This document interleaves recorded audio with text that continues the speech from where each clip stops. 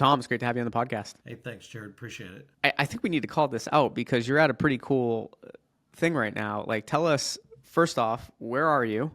And I'll let you share because I did not expect when we hopped on this call earlier for you to be where you're at and to show me stuff. So like, let's start there, and then we'll talk about your background and AgTech Logic. Well, thank you. Appreciate that. So, yeah, we're in Monterey, California at the Pistachio Grower Conference. It's I believe, the world's largest pistachio conference, and pistachios are very important to California and the world. They make a lot of things, and they've got a lot of challenges, and we're here to, show them what we can do to help. I love it. And how's it been so far? So far, so good. So we've met some great folks. You bump into people all different ways. It was interesting only because last night we had a little mixer.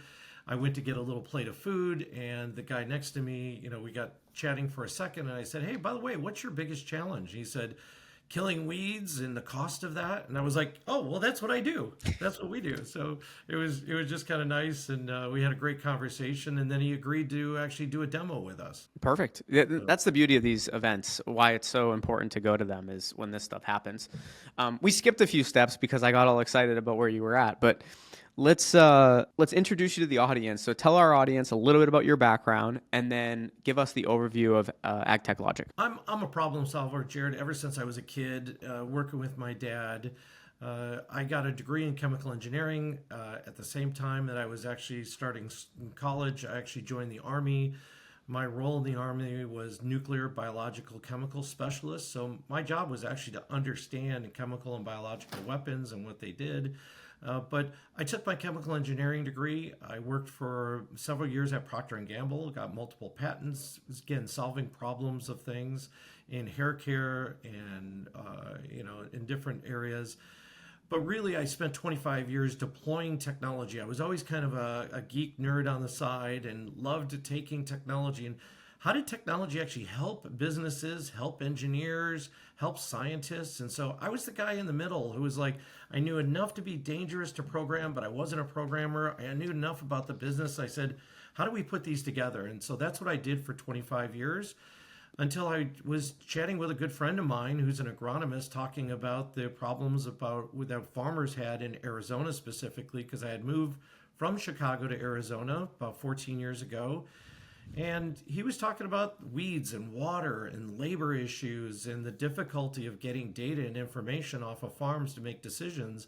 And I kind of threw my hands up and I said, we could help do this. And it was just kind of funny, Jared. He was like, it's really hard work to work with farmers. And I'm like, well, hard work never scared me, and he's like, they're a little stubborn sometimes. I'm like, that doesn't scare me either. I said, I really believe we have solutions and I'm going to go do it. So started AgTechLogic. We formally gave its name about almost 3.5 years ago.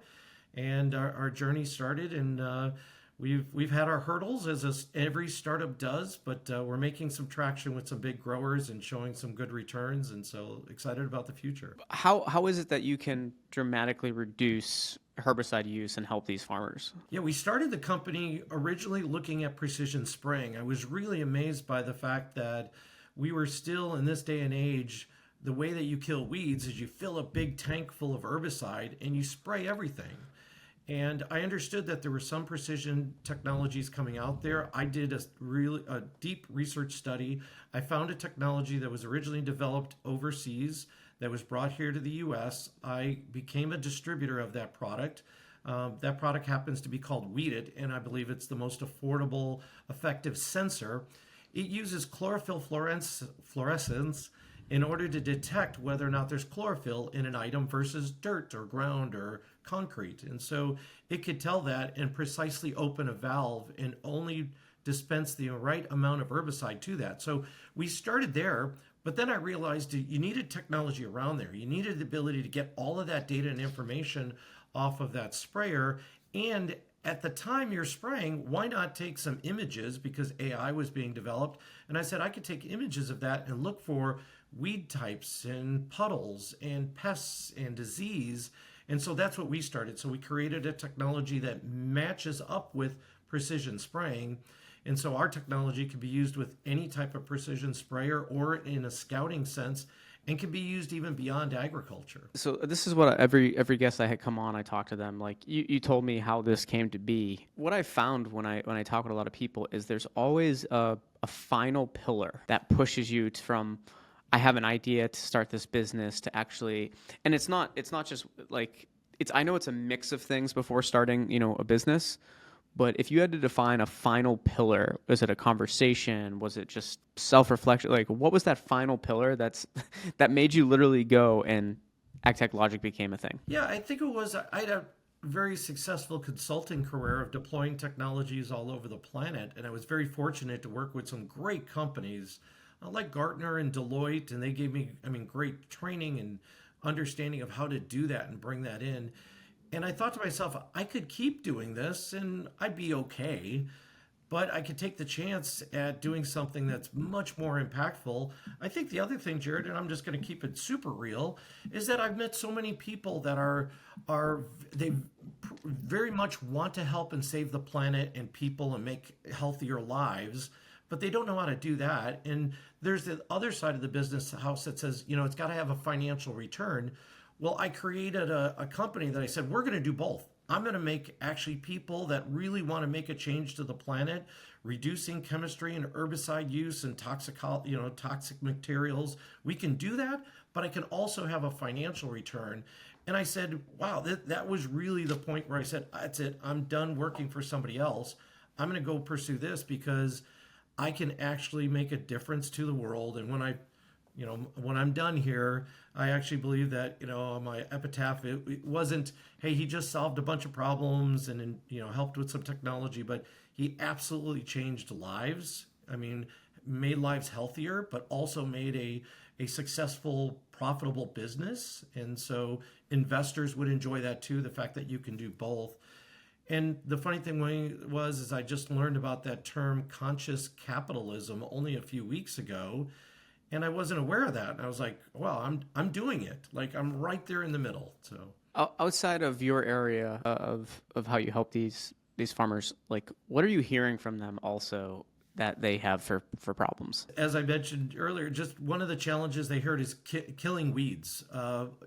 Input costs are one of the biggest things. Everybody talks about that. So everything that goes into the farm as an input cost, so that's chemicals and water and labor, fuel, equipment. All of those things are really expensive. And so I try, as part of AgTechLogic, we look at those and say, how can we do it differently? So we hear those challenges of the customer, and I've always been that way in consulting, is listen to the customer and then solve that problem. Don't just create a product and then try to sell them a product. And so I really try to understand what is your specific issue. And by the way, every farmer is slightly different. They'll all tell you that input costs are an issue, but how you lower input costs, it may have to be different for every farm. In terms of like transformation in this space, where do you see things heading? I think the biggest transformation, and farmers are starting to get it. And then not just the younger farmers, but even the older farmers are starting to understand that data is incredibly important. And today, it's probably the last big industry not to have any data, especially at the ground level. And so that's why we develop technology that you can retrofit onto existing equipment, and all of a sudden your equipment's smart. My chief marketing officer came up with the idea like, hey, you had this old TV, you plug the Fire Stick in, and all of a sudden you had a smart TV. Well, that's what we're doing. So we can add technology to a 10, 20-year-old piece of equipment, and all of a sudden it's smart. You can actually get data off of it instantaneously in real time and get help from anybody on the planet with that data to change your farm and make it more economically viable, more environmentally friendly. Make sure you're growing the right crops at the right time at the right place, putting the right materials there. And so I think the biggest transformation is going to be this data is going to change what they do. And our CIO actually coined the term that, AI is not going to replace a farmer, but farmers using AI and data are definitely going to replace those that are not using it. When you look at like these conversations that you had, is there anything you've heard in these chats that really surprised you? Any key insight that like you did not expect? Constantly, there's so many use cases that we hear from farmers, specifically around For example, one grower we spoke with in certain parts of, we know that there is definitely climate change, but it's where it's happening. We heard that, the overall amount of water that actually is getting to California is the same amount overall, but it's in different parts and happening. So, great example was 2 years ago. It rained in this certain, central part of California. This grower had so much rain that these snails came up and destroyed almost $2 million worth of lemon trees. So that was an interesting, I didn't know that, again, too much water, isn't that it hurt the roots or anything, but because the snail crawled up, destroyed the trees, they lost it. But if we had the technology on at that time, our technology would have picked up and understood and seen that snail early on and could have told that grower exactly where the snail was. And then the grower could go do something about it. And so we're not trying to replace the grower and telling them how to grow better. We're saying we can bring in technology, give you better information. You can make decisions faster. And so hearing about things that there are certain types of weeds that can grow rapidly. I mean, honestly, grow inches in a day or can grow over an acre in a couple of weeks. I mean, and destroy crops or make it very difficult to harvest or to operate. And I think those are the things that are surprising is that, you and I go to the grocery store and we're like, oh, we always, in our lifetime, right? We've always seen fresh fruits and vegetables and, the grocery stores are full. Even over COVID, I mean, the grocery stores were still pretty full. But on the farm, there's a ton of challenges, that we're hearing from growers all the time. And now that they're seeing some of these things, they ask the next step. And the next step, can you do this? Can you do that? And probably the biggest one was our biggest grower that we're working with, a very large winemaker. At the vineyard level, they said that they thought they pretty much tried everything to save money, and they kind of ran out of ideas. And then we came along, we're like, well, we're going to give you more data. And now they're coming up with more ideas that they can do things. Not just with the industry, as you look ahead for AgTechLogic, what's next for the company as we look through? It's crazy to think this, but I mean, we're already going to be in March. For the rest of 2025, where do you see things heading? Really two big goals. One is we'd like to get our technology international. We think that we can get it by the end of the year small enough that we call it, our product is called AgTelio. We ultimately want to get, the concept is AgTelio in a box.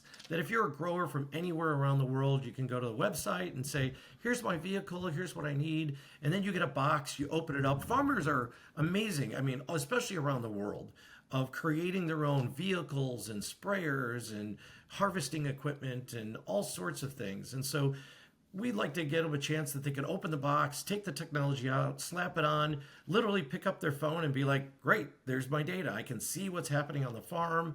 I can connect with other communities to understand how I can better my farm, which, by the way, farmers are great at that. They love working with each other. They want to see success overall in the industry. And although they are competitive with what they're doing, they're not competitive with each other. It's like they're big on that. So number one is getting to the technology to expand internationally. And two, we filed for a patent of really interesting technology to use VR and AR, which I think will really help bring in a lot of younger folks in understanding of what's going on in agriculture and how to solve problems in a totally different manner than problems are being solved today. I love it, Tom. I'm glad we were able to meet. I want to stay in touch, definitely keep us up to date on any updates happening with the company, and we'll continue the conversation in the future, probably doing some panels and stuff like that. So would love to have you on those as we build those out, but wishing you and the team all the best of luck, and really excited for you and what you're building. Thank you, Jared. Appreciate it.